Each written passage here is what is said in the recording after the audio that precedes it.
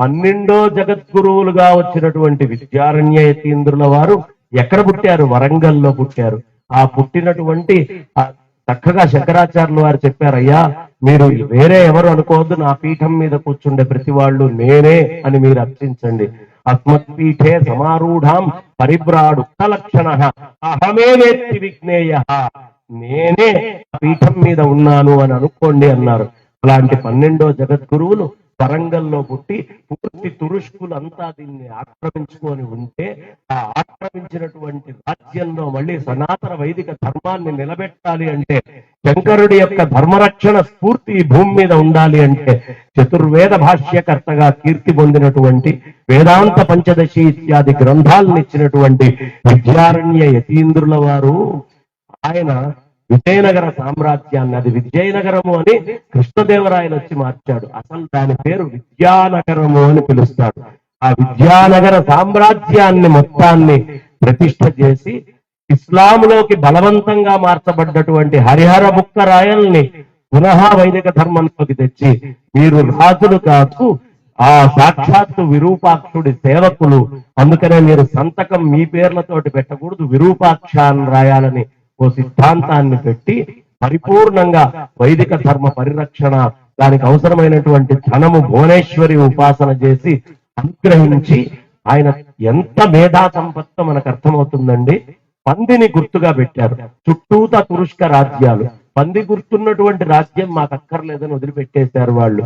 ఆహా, ఇట్లా ఉందా అని డబ్బుల మీద కూడా వరాహాలు అని వేశారు. అయ్యా, మీరు ఎంత కప్పమ్మ కట్టమంటే కడతాం, మా ముద్రల మీద పంది బొమ్మ ఉంటుందండి అని చెబితే, తురుష్కులు అబ్బే పంది బొమ్మ మాకెందుకు, నువ్వు కప్పం కట్టక్కర్లేదు, విడిగా ఉండు అంటే ఎంత మేధా సంపత్తి ఉందో ఆలోచించండి.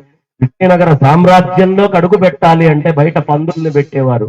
వాళ్ళ వీసా లాగా ఎలా అయితే మనకి ప్రాసెసింగ్ ఉంటుందో అలా పందుల్ని పెట్టి, ఎవడైనా సరే ఈ రాజ్యంలోకి వెళ్ళాలంటే ఆ పందికి ముద్దు పెట్టందే వెళ్ళడానికి వీల్లేదు అని శాసనం చేశారు. అక్కడ దూరం నుంచి మనిషి నిల్చొని చూస్తుండేవాడు. ఎవడు ముద్దు పెట్టాడో ఎవడు పెట్టలేదో, పెట్టని వాడు గూఢచారి, వాడి వెనకాల పడి చూస్తూ ఉండండి అని ఎంత వ్యవస్థ. ఆయన 126 సంవత్సరాలు జీవించి ఆయన చేసినటువంటి మహత్ కార్యక్రమాల వల్ల ఇవాళ వైదిక ధర్మం నిలుచుకుని ఇంత వైదిక ధర్మాన్ని మనం ఆచరించుకుంటున్నాం. ఈ తెలంగాణ, ఆంధ్ర, మధ్యప్రదేశ్, మహారాష్ట్ర, గోవా, అలాగే మన కర్ణాటక ప్రాంతము, తమిళనాడు, కేరళ, ఇవన్నీ విజయనగర సామ్రాజ్యం కిందకొచ్చి ఆ ఛత్రం కింద ధర్మాన్ని కాపాడుతున్నాయి. ఆ కాపాడటానికి మూల పురుషుడు ఆదిశంకర భగవత్పాదాచార్యులు వారిచే ఆయన యొక్క అనుగ్రహం వల్ల 12వ జగద్గురుపై శృంగేరిలో ఉన్నటువంటి మహానుభావుడైన విద్యారణ్య యతీంద్రుడు. అప్పుడు శంకరుల విభూతి ఇంత అని చెప్పడం ఎవరితరం కాదండి, అసలు అనన్య సామాన్యమైనటువంటి విభూతి వారిది.